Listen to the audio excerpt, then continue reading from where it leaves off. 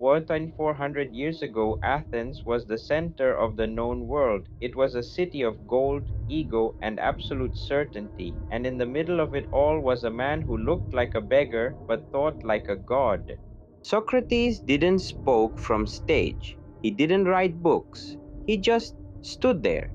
He would walk up to a famous general and ask, "What is courage?" He would find a wealthy merchant and ask, "What is devotion to God?" He wasn't looking for a dictionary definition. He was looking for a crack in their masks. By the time he was done, the general realized he was a coward, and the merchant realized he was a hypocrite.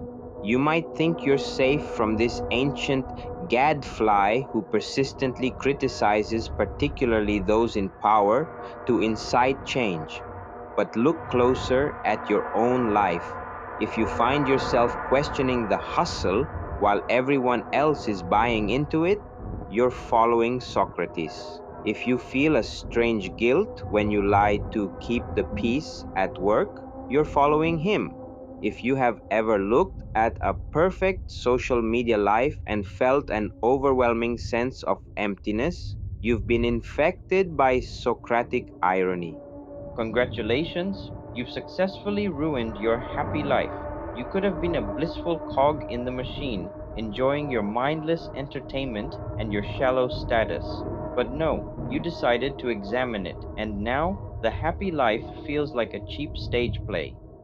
The system has a very specific way of dealing with people who break the spell. In 399 BC, Athens had enough. They charged him with corrupting the youth and impiety. See, if you question the system today, they don't give you poison hemlock. They give you cancellation. They give you isolation. They make sure your truth is loud enough to keep you lonely, but quiet enough to keep you broke. Athens offered Socrates a way out. He could have stopped. He could have apologized. He chose the cup instead, because a happy life of silence was, to him, worse than death. Socrates died in a prison cell, surrounded by friends who were crying for a man who refused to be happy by the world's standards. So, next time you read a quote by Socrates on your lunch break, be careful. Those words aren't inspirational, they are incendiary. They are designed to burn down the comfortable house you've built for yourself. If you want to be happy, stop questioning, stop searching, put the book down. But if you want to be real, keep going.